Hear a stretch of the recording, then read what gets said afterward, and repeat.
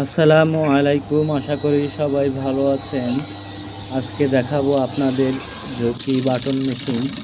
তো বাটন মেশিনে একটা অপারেটর কিভাবে বাটন লাগায়, কিভাবে কাজ করে, সম্পূর্ণ ভিডিওটা দেখলে আপনি বুঝতে পারবেন এবং শিখতে পারবেন একটা অপারেটর কিভাবে বাটন মেশিনে কাজ করে।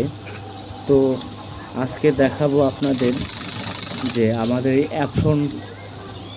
অ্যাপফোন কাপড়ে বাটন লাগানো হচ্ছে। তো অপারেটর খুব সুন্দরভাবে বাটন লাগায়, সম্পূর্ণ ভিডিওটা দেখলে শিখতে পারবেন। তো অপারেটর বাটনগুলো খুব সুন্দরভাবে লাগানো হয় এবং মেশিনে যদি কোনো সমস্যা হয় সেটাও আপনাদের আমি দেখিয়ে দেবো এই ভিডিওতে, যে বাটন মেশিনের টেনশন খারাপ হলে কিভাবে টেনশন ঠিক করবেন এবং কিভাবে বাটন লাগাবেন।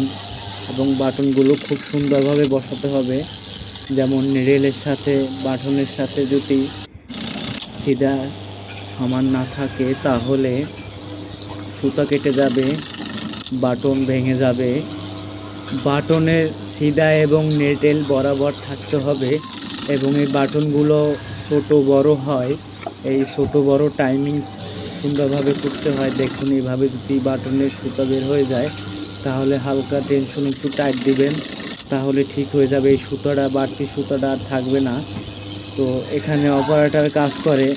তো মূল উদ্দেশ্য হলো আপনাদের দেখাবো যে কিভাবে বাটন লাগা অপারেটর খুব সুন্দরভাবে বাটনগুলো কিভাবে ঢুকাবেন মেশিনের ভিতরে, কিভাবে বাইর করবেন এবং বাটন ভেঙে গেলে আবার রিপ্লে বাটন আর একটা লাগাবেন।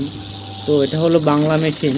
তো বাংলা মেশিনের কাজ অনেকেই পারে না, অতগুলো বাটন লাগানো লাগে না, এমনি এমনি বাটন এসে যায়।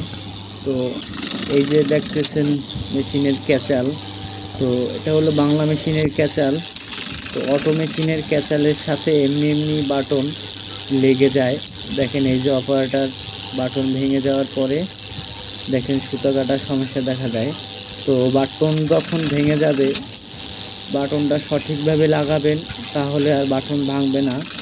তো দেখেন, এই অপারেটর সঠিকভাবে বাটন লাগানোর কারণে খুব সুন্দরভাবে সেলাই হয় এবং বাটন বরাবর মেশিনে সুন্দরভাবে যেভাবে বাটন এবং নিডেল বরাবর থাকে সেভাবে বাটনগুলো লাগিয়ে তারপর লাগাতে হবে। সম্পূর্ণ ভিডিওটা দেখুন আর আমাদের ভিডিওর সাথেই থাকুন। যদি আমাদের ভিডিওটা ইউটিউব থেকে দেখে থাকেন তাহলে আমাদের চ্যানেলটি সাবস্ক্রাইব করে দিবেন এবং যদি কেউ ফেসবুক থেকে দেখে থাকেন তাহলে আমাদের আইডিটা ফলো করে দিবেন।